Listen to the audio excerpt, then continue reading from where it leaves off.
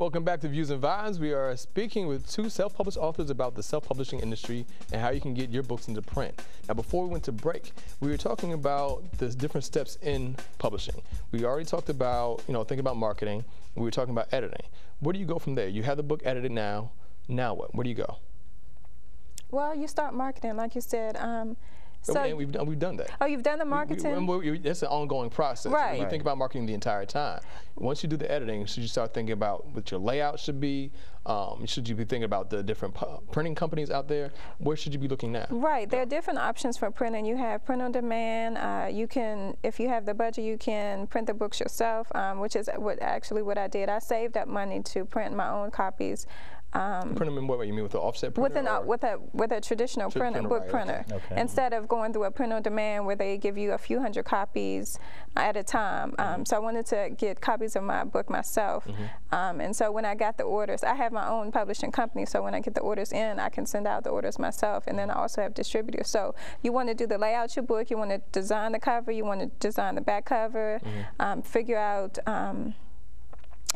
how you want to go about developing your platform. Do you want to give seminars? Do you want to, have a radio show? Do you want to have a TV show? Do you want to have a newsletter?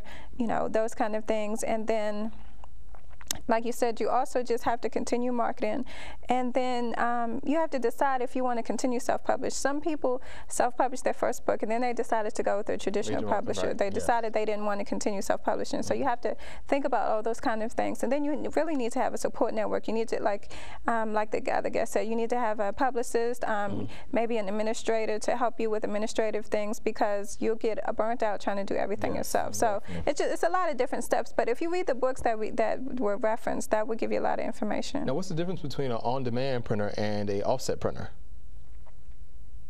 Well, like the traditional book printer, which would be the offset printer, right? Which would be offset printer will print however many copies you want based on the price. So, for example, if you want 2,000 copies, they may charge you $1 to $3 per book, whatever their fee is. So the more copies that you get, the lower the price. That's correct. Right, but you have to order a large amount to do that first. Right, right. Usually 1,000. Usually 1,000 copies. Some places will do 500, but usually 1,000 copies at a minimum. Right. And print on demand is different. How? It's different because they print a few copies at a time based on the demand. So that's why they call it print on demand. So if they get orders for 100, 200 copies, they'll only print 100, 200 copies. And let's say you do a speaking engagement and you need more books, well, then you have to wait for those books to get printed, as opposed to already having the books on hand if you had ordered 1,000. I know that's not within everyone's budget, but you have to think about how you want to get your books printed, especially as you increase your platform and get a wider audience.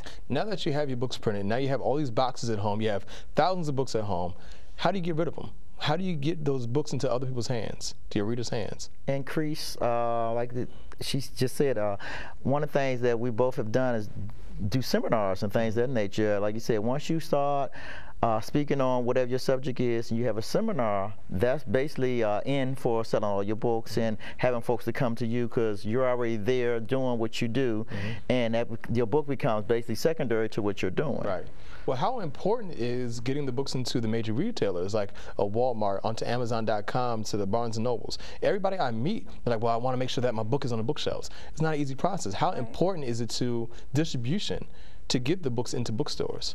If that is your goal, to get it to bookstores, distribution is very important, and you definitely want to work with the top distributors. Barnes & Noble, they have just their own distribution, as well as Amazon, as well as different distribution companies, Ingram, Baker and Taylor. So you definitely want to try to get your book into them. So there's a process you have to follow, and Borders has the same process. You submit your book to their warehouse, they review it and make a decision. So that's the way to sell a large number of your books, as opposed to just going to seminars, which are great too, but you may not sell as many books. And then you also want to have an option where people can make bulk orders. So, for example, if you write a book that can be used in a school system, you can go to the school system and ask them if they want to purchase a bulk order. So that's a great way to move a large volume of your books.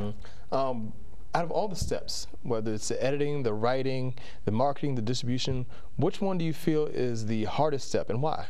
I feel editing is the hardest step. Okay. Reason I feel editing is the hardest step because you've already wrote this book and you've already read this book 20 times. But after you get it edited twice, you still have to read this book again. Right. And it's not that it's not a good book, but just being human, of course, you're going to miss mistakes and you're not going to be as sharp as you were. And this book becomes who people judge you as. So if your book has so many errors up in it, it's as if you're erred. I mean, because people judge you on this book.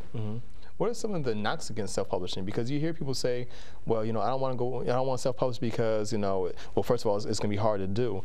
But in terms of people who actually read self-published books, what are some of the criticisms they have of these books? Their cover design. I hear a lot of people, I see a lot of people who are self-published authors, and you can readily identify they're self-published just by the way their book looks. Doesn't look professional. It doesn't look professional, and like the guest was saying, there are a lot of errors in the book. And one important thing when you self-publish, you have to make sure you get your book reviews, and they need to be from someone who's an expert in your industry. So he has Black erotica, so I don't know who the expert is in that field, but whoever the expert is, he needs to get at least 3 book reviews from them and put that on the back cover, because as soon as someone picks up a book, they turn to their back, and so that increases your credibility as an expert in that particular field. Right. Now, as authors, of course, we've talked to other authors who've done the same thing. You know, Yonder and I actually met on the street while I was selling books, and you know, I was already out there, but he was also giving me some advice on different things I should do too. It opened my eyes up to a lot of things I never considered before. What is some advice that other authors have given you as you were going through this process? Advice other authors have given me, you actually gave me some good advice. You said, of course always, really, always do different stuff. I mean, really, from when I met you out on the street, I hadn't done street stuff yet. I was doing corporate stuff in other environments. You was like, hey, the street still needs you. Yeah, right. And I still actually, but I still do things with DC Bookman and Tier. I still do things with them because as big as you get, the folks who originally got you still want to see you. Right. So I still do outdoor book signings. Right. Harrine, how about you? What's some advice that you got from other authors? Probably the best advice I got was how to market my book, they just told me that I needed to do different things. I need to have different avenues, like we were saying, do things on the street, do street sales, attend book fairs, attend conferences, try to partner with different organizations, give seminars. So I wasn't aware that I had to do so many different things to actually expand my audience. Wow. Yes. Yeah. Well, I want to thank you guys so much for coming on here and giving so much great advice and thoughts about book publishing. But unfortunately, we're out of time right now. I'd like to thank my guests, Harrine Freeman and Yonder, for joining me today in the studio. If you'd like to learn more about my guests, make sure you go look them up on our website, viewsandvibes.com. Until next time, I'm Tyreek Omari Walton, and this has been Views and Vibes.